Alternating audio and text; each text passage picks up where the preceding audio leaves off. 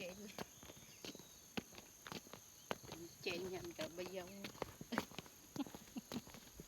อย่างคือปูนปุ่งทักทายFCก่อนนะเตยอารมณ์ดีตั้งแต่เช้าพากันไปไซมือนี่พากันไปเอาต้นกล้วยตัดเอาต้นกล้วยเสียที่ยังแหละสิเอามาเลี้ยงลูกหมูตามที่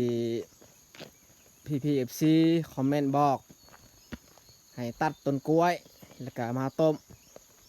เลี้ยงลูกหมูนี่เลือตัวหนึ่ง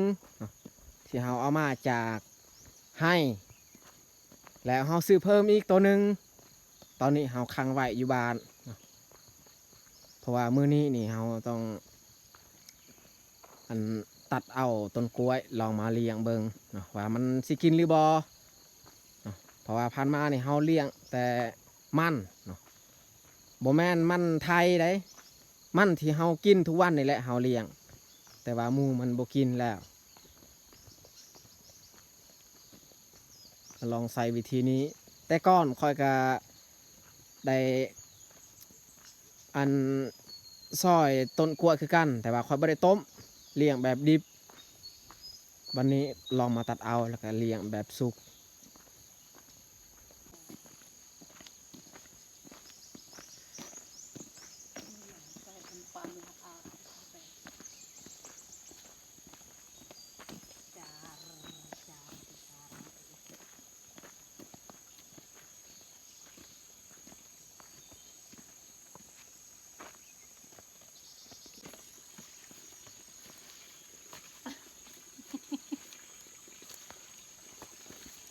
ต้นกล้วยที่เราจะพากันไปเอาก็คือนี่แหละกล้วยที่แม่ปลูกไว้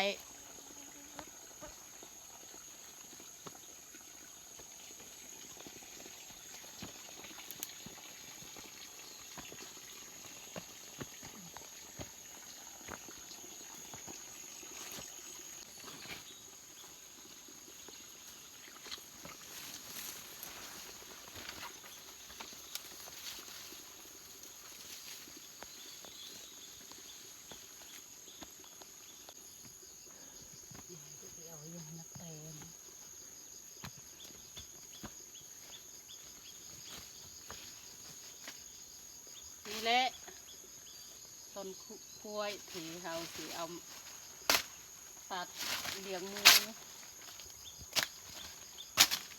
กล้วยชนิดนี้นี่บกคมกล้วยเราอย่างนี้ดาว กล้วยน้ำว้า ก็ลาใหม่แล้วเด็กไว้กระแต กล้วยน้ำว้าดูโอ้ยเองเนาะ เบิ่งตัวใดตัวมีอันนั้นหมากมันใหญ่แล้วตัดเอาเลยต้นมันหรือว่าสิเอายอดมันไปเลี้ยงก่อนบ่ฉันก็ลองตัดต้นนั้นก่อนต้นนั้นก็ได้เอายอดอ่อนมันไปเลี้ยงเอามือทำอิฐนี่เขาบ่ต้องเอาลายถ้าว่าเขา จานว่ามันบ่กินทันมันกินเขาก็ไปเอาไม้อีก ตัดเลยต้นนั้นก็ได้ตัดเตลุม ก็สิได้นี่ทดลองถ้าว่าเห็นมันกินนี่ตัดเอาตัวต้นใหญ่ๆฮั่นเนาะฮั่นอันนั้นมีมากแล้วต้นนั้นมีมากแล้วจำดูยังก็หนึ่ง ตัวอะไร หรือว่าสิเอาตัวนี้บ่ตัวเขาตัดแล้ว ตัวนั้นมันเน่าแล้วตัวนั้นเอาตัวนั้นก็ได้ตัวดีๆนั่นแหละตัดตัวนี้เลย โอ้น้ำมันอันนี้คือกล้วยที่แม่ปลูกปีก้อนๆนี่แหละเพราะว่าปีนั้นกับพวกเฮาทางป่าเฮ็ดให้บริเวณนี้บ่แม่นต้นกล้วยคนอื่นหรอกเพราะว่าของคนอื่นนี่เขาบ่กล้าตัดถ้าลูกหมูบ่กินนี่มันจักสิเฮ็ดเลยเลี้ยงมันกับบ่กินเลี้ยงห้ำกับมันบ่กิน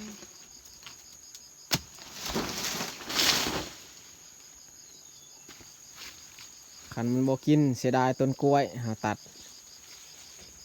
คันมีต้นกล้วยแบบว่ามากแก่นี่หาตัดเอาเลยแต่ว่าบ่มีเนาะไม่แต่ต้นนั้นมีต้นใหญ่มีมากแล้วแต่ว่ามันยังบ่ทันแก่ก็เลยบ่ตัดปาไว้ให้มันแก่แล้วจึงค่อยมาตัดเอานี่ต้นมันใหญ่นี่ตัดเลยเบื้องปลายฮะ ตัดตรงนี้บ่ สำนันก็ได้โอเค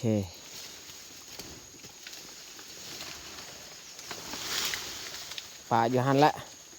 หรือว่าเก็บใบมันเอาเมื่อว่าเอาไปใส่ตักของกิน แล้วแม่นคือสมัยตะกี้ แต่ก้อนนี่เขาเก็บใบตองนี่แหละเวลาเขาป่าเขาให้กับห่อข้าวห่อของกินเดี๋ยวนี้นี่เขาซื้อธงยางมาใส่ตัดเป็นท่อนสั้นๆแล้วก็ยัดใส่กระพา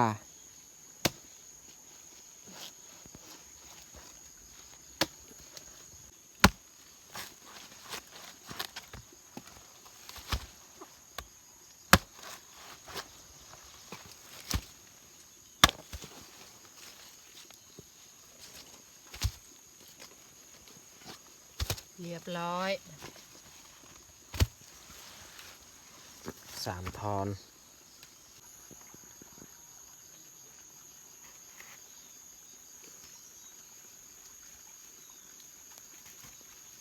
เอาป้ายมันลงลุมก่อนคือยัดอันนั้นมากล้วยมากยัดพื้น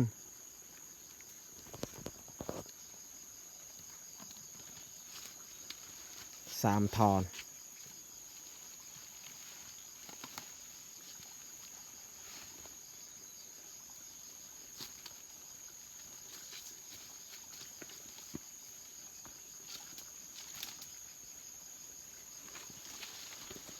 แต่ก่อนเฮาเลี้ยงหมูเลี้ยงไก่บ่เคยเลี้ยงกับต้นกล้วยหากฮู้เดี๋ยวนี้แหละลองใส่วิธีที่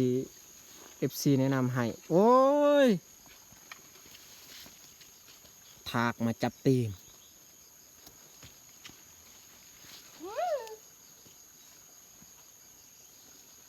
อ้าทักยังไงพูดผู้ยุ่งโกง นี่มันกำลังมาอีกแล้วหลายที่ถากอยู่นี่ โอ้ทักยังไง เพราะว่าป่าบริเวณนี้นี่มีงัวควายมันมาอยู่เห็ดให้ถากเกิดขึ้นหลายนักบ่ ก็นักคันเลย ประมาณจักกิโลบ่ ได้10 ปลายกว่าแล้ว ตัวนะบ่ฮอดดอก10 ปลายกิโล จะลองแจ้แม่คันคุยตัวก็น่ากันเลยต้นกล้วยมันมีน้ำอยู่ใน เปลี่ยนกันจะน้อยขออีก แบ่งคนละครึ่ง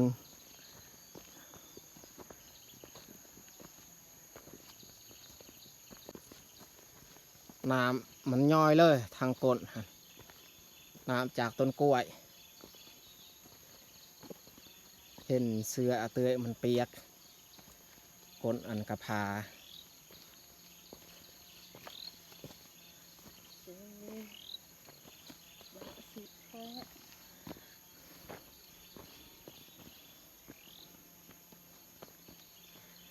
จะน้อยก็มาป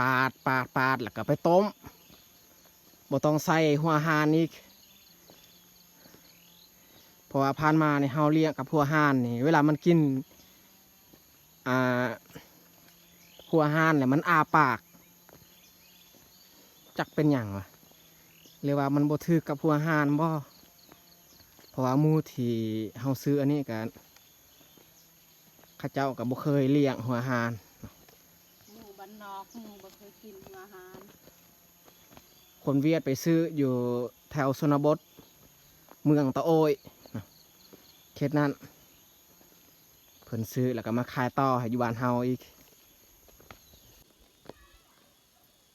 นักบ่ บ่นักนะฮะมันย่อยสิซื้อมันย่อยบังไว้ในนี้เลยบ่ให้ส่งเสื้อเฮาเปียก อีกอย่างก็ยางอันมากล้วยมันติดใส่ความหนักนี่ประมาณ10 ปลายนี่แหละ เอาเตะเบาเลยกี่10 ปลาย